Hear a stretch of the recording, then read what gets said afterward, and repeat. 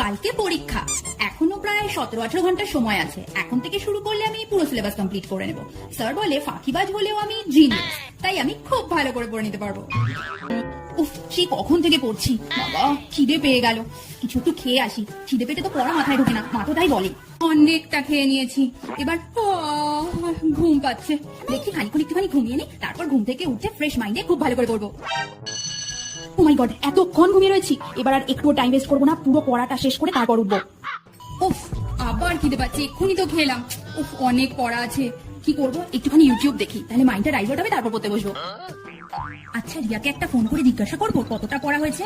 না থাক, আমাকে প্রেসারে রাখার জন্য মিথ্যা বলবে, আমার তো সব হয়ে গেছে, তোর এখনো হয়নি। বাবা কি রে, কি হবে? ও মাই গড, কত দেরি হয়ে গেছে। উফ, কততে যেন পাস, 12, 6, 18 আর 12 নম্বর কোনো রকমে তুলতে হবে। কনসেপ্ট তো আমার ক্লিয়ারই আছে, ও আমি ঠিক কিছু না কিছু করে 30 নম্বর তো তুলেই দেবো।